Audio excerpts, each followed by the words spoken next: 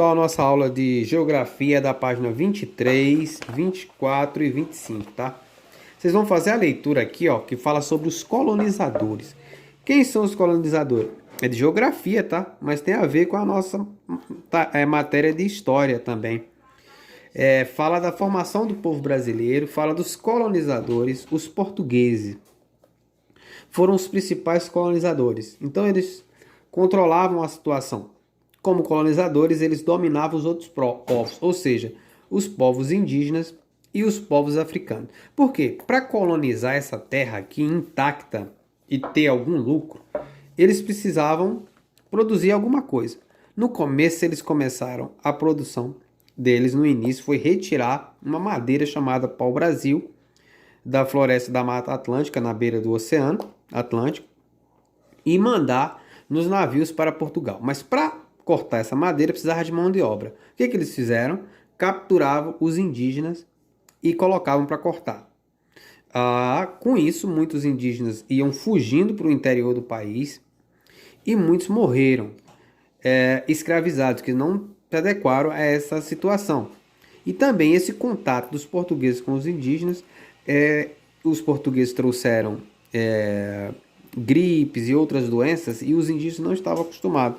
Com isso, muitos indígenas morreram de doença e muitos fugiram para o sertão.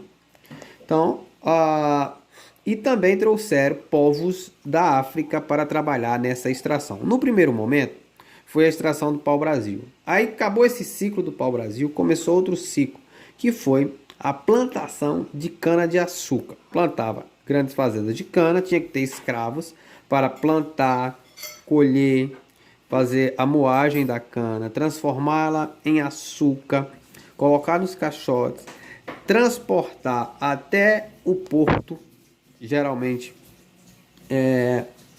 em Salvador, no Recife, em Pernambuco, né? Então colocava esse açúcar nos navios e levava para a Europa. Então era esse comércio. Então Portugal vivia assim, produzindo essas coisas no Brasil, comprando escravo na África, os portugueses, né, aqui do Brasil, comprando escravo e trazendo para o Brasil. Isso durou mais de 300 anos, de 1500 até 1885. Ou seja, quase 400 anos nesse processo. Então,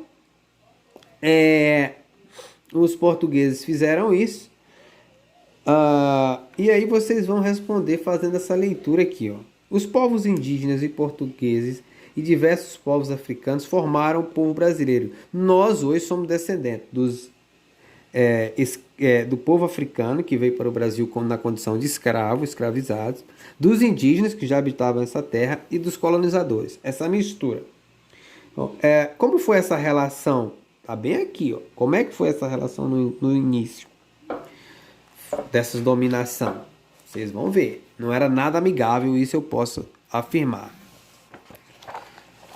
O outro tópico, na página 24, é os povos africanos que vieram para o Brasil. Não era um povo só, aqui tá falando, ó. Vinha os bantos, os nagôs, os malês, os gegê. Todos esses povos contribuíram para a formação da cultura brasileira.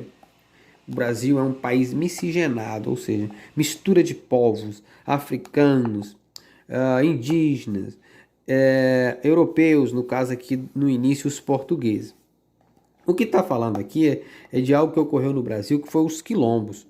Os negros vindo da África, ninguém, né, ia aceitar isso assim de forma tranquila. Então eles trabalhando forçado nas fazendas no Brasil, aos poucos que eles iam conhecendo as regiões, iam vendo as coisas, olha, isso aqui não está certo, trabalhando só a troco da comida, castigados, né? Se tentava fugir, o capitão do mato, que era uma figura que trabalhava na fazenda para capturar os negros e puni-los, tinha até um tronco para poder chicotear os escravos fujões. Enfim, então era uma vida terrível. Então eles organizaram, então, combinavam e fugiam para terras mais distantes. Lá eles formavam o que chamamos de quilombos. Um desses quilombos mais famosos no Brasil é o Quilombo de Palmares, e no estado de Alagoas, com o seu líder Zumbi dos Palmares, né? Nós já viu falar sobre isso. Mas não foi só esse. Olha aqui a quantidade, ó. Mais de 300 quilombos. Vamos olhar esse mapa para responder as questões aqui, ó. Minas Gerais e Bahia teve mais de 300 quilombos. De 200 a 300, esse mais clarinho aqui no Pará. De 101 a 200. Tá vendo? Esses mais claros. Então, esse mapa aqui sobre os quilombos, para onde os negros fugiam e iam tentar viver. Todos eles foram massacrados quando os próprios fazendeiros não iam e capturavam os negros de volta, quando era quilombo menor, houve o caso dos maiores que vinha o exército do império, ia lá, guerreava contra eles. Todos eles foram dizimados, então matavam ou capturavam os escravos de volta. Observe novamente o mapa e responda. Quais estados apresentam mais comunidades? É só olhar aqui, ó. Na unidade federativa onde você vive, há comunidades quilombolas? Gente, a nossa unidade federativa é o estado de Goiás.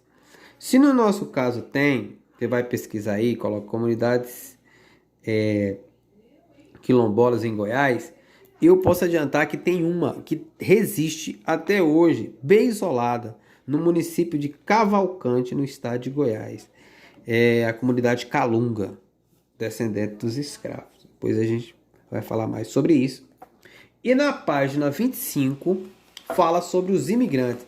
Essa leva de pessoas que vieram depois, principalmente olha aqui, ó, em 1808, com o fim da escravidão, o governo do Brasil, que já incentivava a vinda de europeus para ocupar o território brasileiro.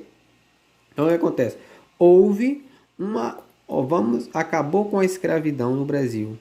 Então, foi um período complicado para os ex-escravos, para os negros, principalmente, porque os trabalhos das fazendas foi substituído pela mão de obra dos imigrantes, que já tinham melhores técnicas na Europa e tudo mais.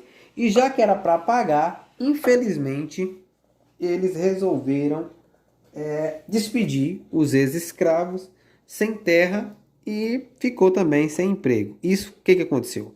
Vários desses escravos foram para as periferias das grandes cidades, principalmente Salvador e Rio de Janeiro, que foi aí, com o fim da escravidão, que começou o surgimento das favelas no Brasil, tá? Infelizmente, não houve uma reforma agrária no final da escravidão. Dizer, olha, cada um ex-escravo vai ter um pedaço de terra para plantar e para colher. Isso não houve, infelizmente. E eles não tinham dinheiro para comprar terra porque trabalhavam de graça.